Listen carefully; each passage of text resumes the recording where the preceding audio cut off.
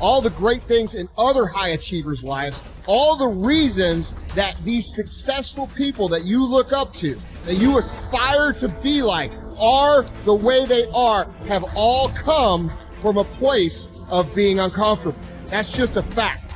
Single biggest reason why people have bad days is because they start them off by looking around at everybody else and seeing what they're doing instead of having the focus and the discipline to actually start your day off with you in control.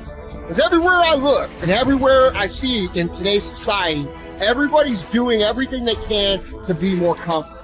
They're looking for the more convenience. They're looking for the quicker. They're looking for the faster. Don't ask for security. Ask for adventure. And see, it's not important how long you live. What's important is how you live. You know, I think people are always looking for some sort of, remedy or some shortcut that's going to make them be able to do things that are hard easier. But no, they're hard things for a reason. So they're going to be hard. If they were easy, everyone would do them. We go through life trying to seek security and not coming outside of our comfort zone, and we take most of our stuff with us to the grave. Ask yourself, what's blocking you?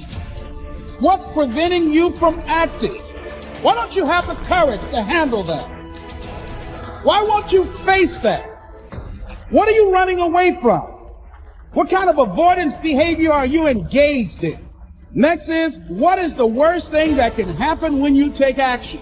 But you have to make a conscientious decision that you're going to change. And it's not dependent on anybody else. Self-discipline begins with the mastery of your thoughts. If you don't control what you think, you can't control what you do. Understanding how to set up daily routines with alternating brain and body training and killing procrastination. Each and every day that you are breathing in this world, each and every day that you are doing something in this world, you should be focusing on getting better, not worse. Show me your character.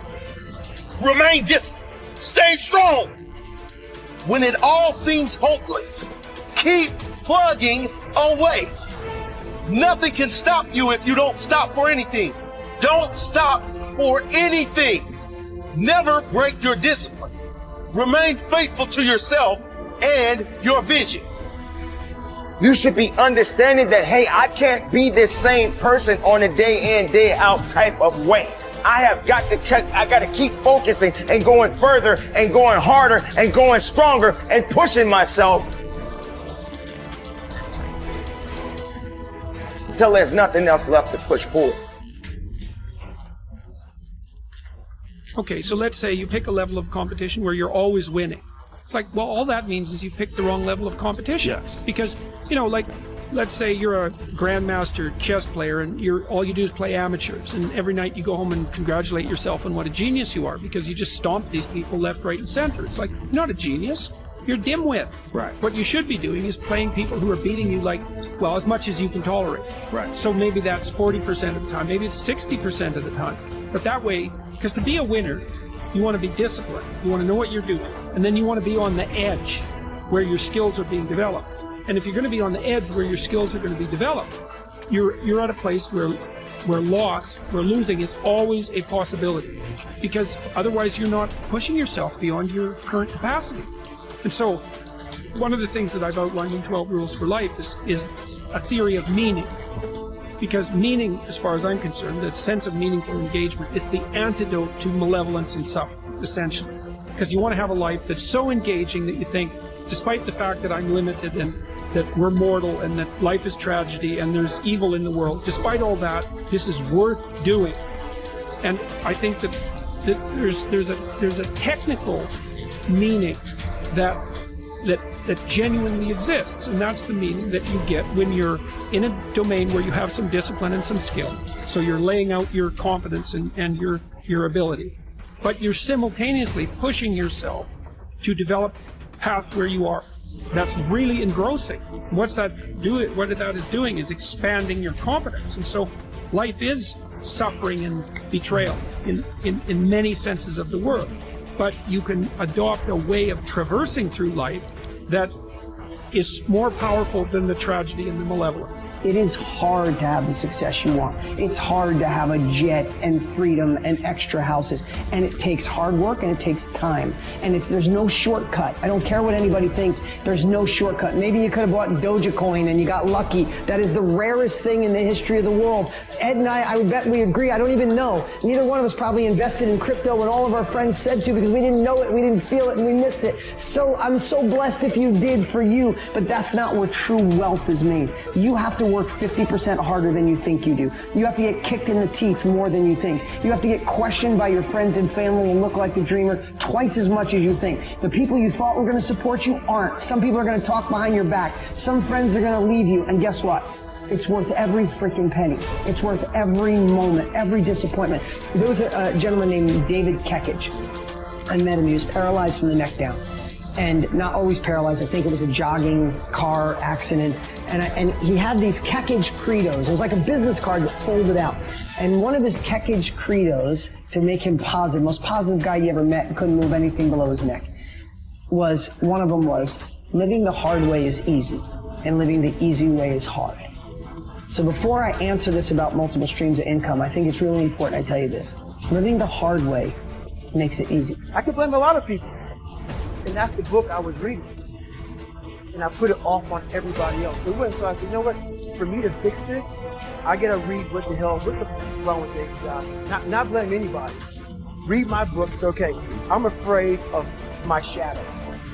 How can I overcome that? Go in the military, get your ass kicked, do things you hate to do, be uncomfortable every day of your life. Roger that. I'm not the smartest kid in the world.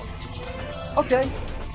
Instead of somebody saying, oh no, you're smart. No, don't say that to yourself. I said to myself, no, I'm a dumb motherfucker. Okay, roger that. How you get smarter? Educate yourself. So the things that we run from the truth. We're running from the truth, man. And the only way I became successful was going towards the truth. As painful and as brutal as it is, it changed me. It allowed me to become, in my own right, you ain't that. If you do what other successful people do over and over again, nothing can stop you from eventually enjoying the same rewards that they do. But if you don't do what successful people do, nothing can help you. Success is not an accident. Sadly, failure is not an accident either. You succeed when you do what other successful people do over and over until these behaviors become a habit. Likewise, you fail if you don't do what successful people do. In either case, nature is neutral. Nature does not take sides. Nature doesn't care. What happens to you is simply a matter of law. The law of cause and effect. You can look at yourself as a machine with a default mechanism. Your default mechanism is the almost irresistible attraction of the expediency factor. In the absence of self-discipline, your default mechanism goes off automatically. This is the main cause of underachievement and the failure to realize your true potential. When you are not working deliberately, consciously, and continuously to be and have those things that constitute success for you, your default mechanism is at work. You end up doing those fun, easy, and low-value things in the short term that lead to frustration, financial worries, and failure in the long term. One of the most important requirements for success, once you have decided what it is that you want, is the quality of willingness. Successful people are willing to pay the price, whatever it is and for as long as it takes, until they achieve the results they desire. Everyone wants to be successful. Everyone wants to be healthy, happy, thin, and rich. But most people are not willing to pay the price. Occasionally, they may be willing to pay the price, but they are not willing to pay the whole price. They always hold back. They always have some excuse or rationalization for not disciplining themselves to do everything that they need to do to achieve their goals. How can you tell when you have paid the full price of success? It's simple. Look around you.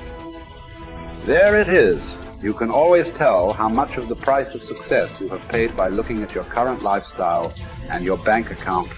By the law of correspondence, Your outer world will, like a mirror, always reflect the person you are and the price you have paid on the inside.